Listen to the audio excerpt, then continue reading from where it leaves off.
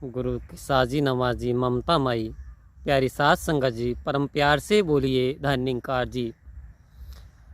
आओ संत महात्माओं, ऐसा परिवार, एक गरीब परिवार की कहानी जो कि सतगुरु की कृपा से भेड़ बकरी पाल करके अपने परिवार का जीवन यापन कर रहे थे।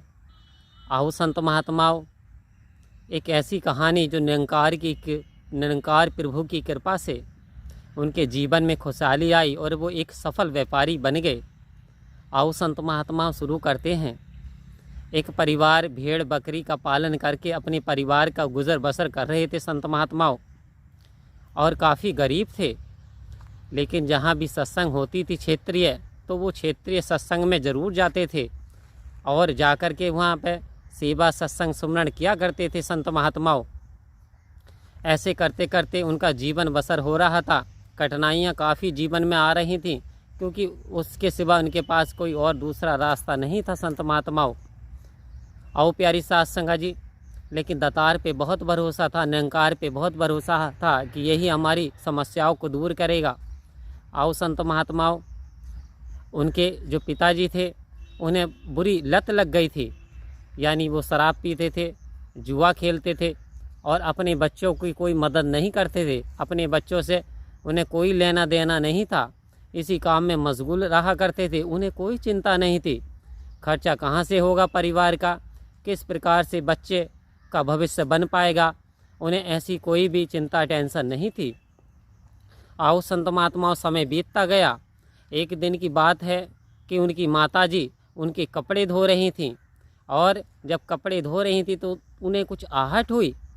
जेब में उन्हें ऐसा लगा कि कुछ है। आओ संत महात्माओं, जब माताजी ने देखा तो उसमें कुछ विड्रॉल निकली, कुछ पर्चियाँ निकलीं, और पर्चियों पे अकाउंट नंबर और जो रुपया वो चढ़ा हुआ था उसमें।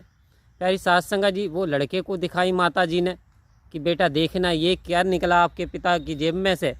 तो प्यारी सात संगा जी जब देखा तो बेटे ने बताया कि पिताजी के अकाउंट में तो माताजी 6.5 लाख रुपए हैं। आओ प्यारी सात संगा जी, ये सुनकर के माताजी चौंक गई कि आज लोग गरीबी में जीवन यापन कर रहे हैं, कभी बताया भी नहीं, और ये तो जुआ खेलते हैं, शराब पीते हैं, कि ना जाने इससे पहले कितनी इन्होंने कहाँ से ये करके इकट्ठी कर ली, लेकिन अपने परिवार की ओर ध्यान नहीं दिया। आओ संत महात्माओं, अब उस बच्चे ने पिता से सवाल जवाब करे, पिताजी हमारा जो परिवार है इतने कष्टों का सामना कर रहा है और आप कोई मदद नहीं करना चाहते, आपकी यदि अनुमति हो, आपकी कृपा हो जाए तो मैं कुछ व्यापार करना चाहता हूँ, कुछ मुझे आप कुछ अमाउंट दे दीजिए। आओ संत महात्माओं, और जब पिता से जिद करी बच्चे ने और कहा कि इसमें परिवार की ही भलाई है, तो पिता के कुछ बात समझ में आ गई, और उसने अपने अकाउंट से 5 लाख रुपए निकाल करके संत महात्माओं दे दिए। और देने के उपरांत उस 5 लाख से उस बच्चे ने सतगुरु की कृपा से सद्बुद्धि निरंकार ने दी, उसने एक ट्रैक्टर और एक पुरानी एक मशीन खरीद ली। आओ संत महात्माओं, मशीन थी आपके गन्ने का जूस निकालने वाली संत महात्माओं, और अब वो मशीन के कहते हैं ना कि an idea can change your life, एक विचार आपका जीवन बदल सकता है। आओ संत महात्माओं, सतगुरु की कृपा से जब ये विचार देता है, जब इसे यानी हानि दूर करनी होती है, निर्धनता भगानी होती है, तो कोई ना कोई ये सबब बना देता है संत महात्माओं।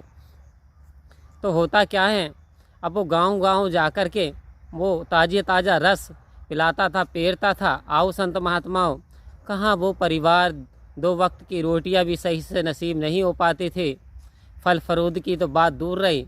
और अब उस व्यक्ति को सतगुरु की कृपा से, निरंकार प्रभु की कृपा से 500 रुपये से स्टार्ट होकर के 1-1 हज़ार रुपये बचने लगे पर डे, यानी प्रतिदिन 500, 600, 800 इस तरीके से बचत होने लगी। आओ संत महात्माओं, अब ऐसा कैसे उसके जीवन में हो गया? उससे पहले तो उसके पिता ने उसकी कोई मदद ना की। आओ संत महात्माओं, ये सब निरंकार प्रभु की कृपा है। वो जो बच्चा सेवा करता था तन मन से पूरी तरीके से, और सत्संगत में ध्यान लगाता था और ध्यान निरंकार में रहता था। आओ संत महात्माओं, ये निरंकार ये सी ऑफ मर्सी है, ये दया का सागर है, इससे दया आ जाती है अपने संत भक्तों पे। क्योंकि प्यारी सात संगत जी, जब हम लगे रहते हैं, जब हम सिमरन करते हैं, सेवा करते हैं, सत्संग करते हैं, तो हमें क्या है, अपने विश्वास को डुलाना नहीं, हमें लगातार यानी रहना है, इसके आश्रय पे रहना है, इसके भरोसे पे। तो संत महात्माओं, दास का तात्पर्य क्या है? जिस परिवार भूखा रहता था, परेशान रहता था, वो सतगुरु की कृपा से एक सफल व्यापारी हो गया। उसने धीरे धीरे अपने और काम बढ़ा दिए संत महात्माओं। उसने परचून की दुकान खोल ली, उसने और अपने सारे काम बढ़ा दिए, और अब परिवार सतगुरु की कृपा से, निरंकार की कृपा से बड़े आराम से जीवन यापन करने लगा।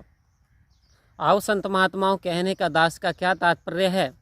यानी ये सतगुरु निरंकार, ये परमपिता परमात्मा, हमें मानना है कि जो सतगुरु बाबा हरदेव सिंह जी महाराज, ये भगवान का ही रूप अवतार, समय समय पर रब्बी पुरुष आते हैं। ये हमारा मार्गदर्शन करने के लिए आते हैं, ये हमें मोक्ष की प्राप्ति के लिए आते हैं।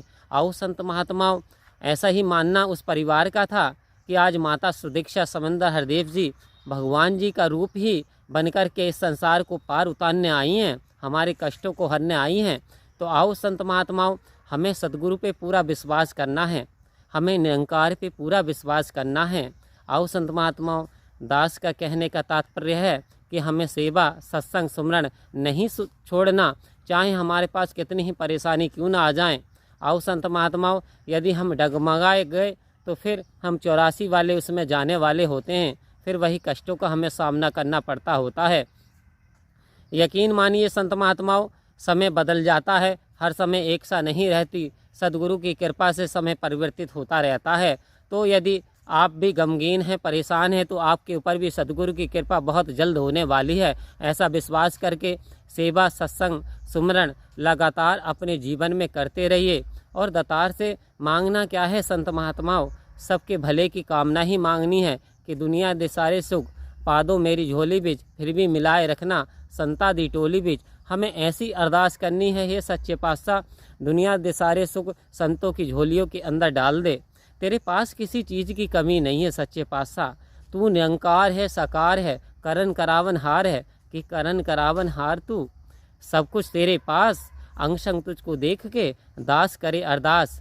आओ संत महात्माओं, अब जब सतगुरु की कृपा से अंग संग हमने देख ही लिया है, इस रमे राम के दर्शन सतगुरु ने करा ही दिए हैं, तो अब हमें इस इलाही पावर से बस सबके भले की कामना मांगनी है, क्योंकि सबके भले में ही अपना भला है। भला मांगना एक सुंदर कला है। आओ संत महात्माओं, जब हमारे अंदर ये कला आ जाती है कि हम सबके भले की कामना करें, कि मैं मांगता हूँ सारे ज़माने के लिए, दे खुशी बाबा सारे ज़माने के लिए। अरे निरंकारी मिशन भाई क्या चाहता है? देश में अमन व सकून चाहता है, रहे हिंदू मुस्लिम सिख व ईसाई मिलकर के, बस यही चाहता है। आओ संत महात्माओं, ऐसी वाणी, ऐसी सोच हमारी सतगुरु की कृपा से बन पाई और बनती चली जा रही है। तो आओ संत महात्माओं, हमें एक दूसरे के भले की कामना मांगनी है, तो वास्तव में हमारी मुराद बहुत जल्दी पूरी हो जाती है। सिर्फ जब हम अपने भले के लिए मांगते हैं तो संत महात्मा वो बात हमारी सतगुरु एकदम स्वीकार नहीं करते। लेकिन हम जब दूसरे संत महात्माओं के लिए मांगते हैं, जब हम दूसरे का भला करते हैं, तो प्यारी साध संगत जी हमारा भी ऑटोमेटिक भला होता चला जाता है।